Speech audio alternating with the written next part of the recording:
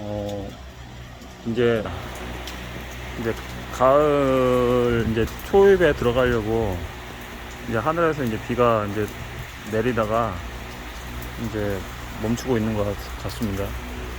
이제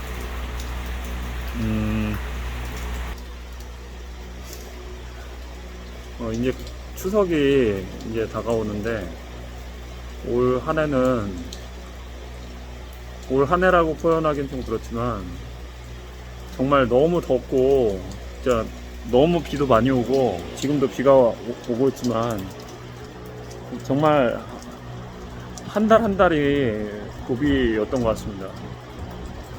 작년부터 시작해가지고 올해까지 저 철공소 이거를 하고 있는 저 같은 경우는 뭐 작년부터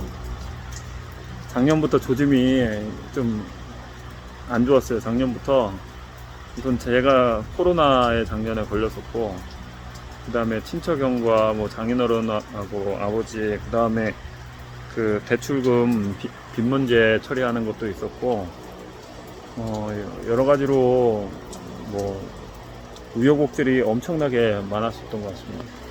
그런 상황에서 또 다른 공장에서 임대를 쓰고 있었는데, 거기에서 또 이사까지도 하면서 또 다른 터에다가 또 정신없이 그거 옮기고 그러면서 이제 그 여러 가지로 계속적으로 상황이 조금씩 지금 이렇게 여기도 물난리 나고 있죠. 근데 이제 비가 나든 못 난리가 불난리가 나든 그냥 계속적으로 저는 생각을 한 가지는 계속적으로 했어요. 제가 뭔 생각을 했냐면 나는 행복한 부자다. 나는 행복한 사람이다. 나는 행복하다. 그 생각은 까먹을 때도 있지만은 계속 멍 때리고 있을 때 나는 행복한 사람이지. 나는 살아있음에 감사하고, 이렇게 살아있는 사람들을 만날 수 있고, 살아있는 사람들하고 얘기할 수도 있고, 내가 살고 있는 이 지구와 그 다음에 내가 살고 있는 다른 지역에 이 대한민국에서 다른 지역에 살고 있는 사람을 통화하고 이렇게 만날 수도 있고 그런 거에 대해서 나는 이렇게 소리로 그 다음에 귀, 그 다음에 감각으로 눈으로 이렇게 볼 수 있고 그런 거에 대해서 나는 행복해 하는 게 맞겠지 그런 생각을 하면서 끊임없이 살았고요. 그 다음에 나는 행복하고 나는 행복한 부자인데 실제로 말로만 행복하고 말로만 그 부자인 것은 아닌가 그렇게 좀 그리고 나는 행복하고 나는 건강하고 나는 멋진 사람인데 말로만 행복하고 말로만 부자고 말로만 건강한 사람은 아닌가 그런 생각에 이제 다시 빠져들게 됐습니다. 그래서 그러다 보니까 이렇게 행복을 하든지 그 다음에 부자가 되든지 아니면 건강하든지 거기에서 이제 제가 크게 느낀 분이 하나 있었는데 그분이 정주영 회장님 현대그룹의 정주영 회장님이 딱 떠오르게 됐어요.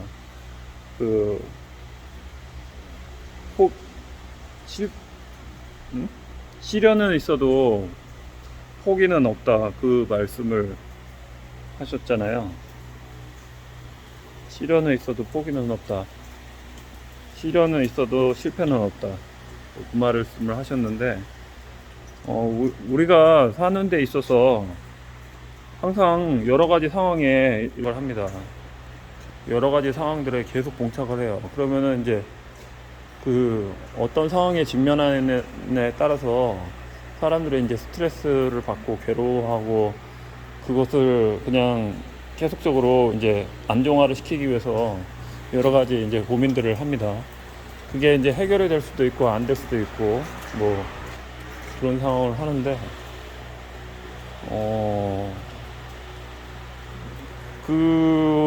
전 같았으면은 저는 이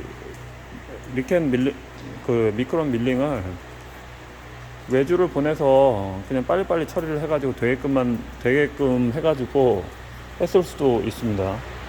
근데 이제 하나하나의 그런 자기 승화를 하고 자기화를 하는 데 있어서는 해봐야 된다는 거를 알았어요. 해봐야 된다. 투자를 하고 해봐야 된다는 걸 알아서 이제 이거를 감성 모타를 산 겁니다.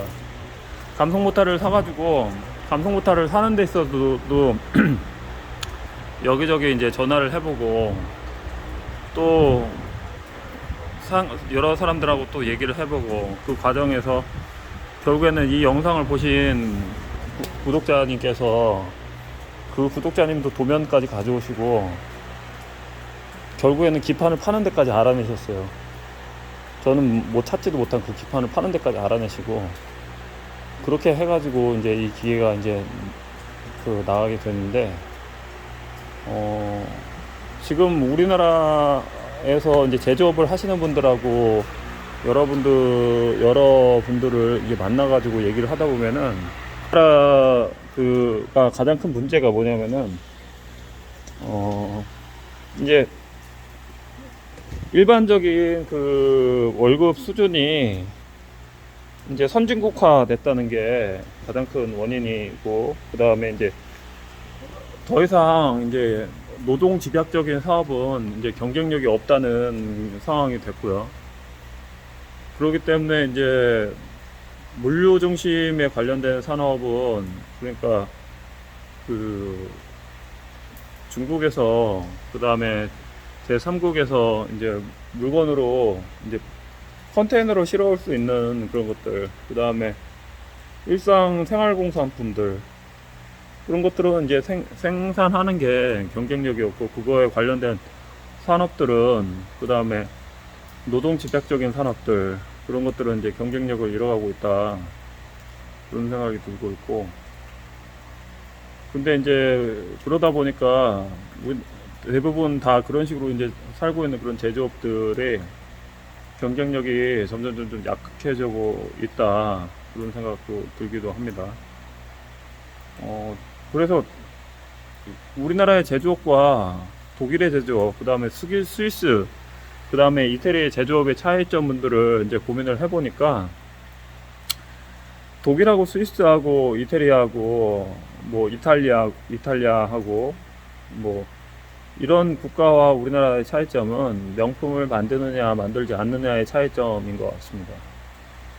메이드 인 게르마니, 메이드 인 재팬, 메이드 인 스위스, 그 다음에 메이드 인 이탈리아, 뭐 이 말만 들었을 때 어디에서 어떤 나라에서 만들었느냐, 독일제냐 일제냐, 그 단어, 그 국가명이라는 그 단어에 따라서 사람이 생각하는 인식의 정도가 완전히 틀려진다는 것을 알게 됐고, 그럼 메이드 인 코리아는 지금 현재 어떤 상황이냐가 중요한데, 메이드 인 코리아는 지금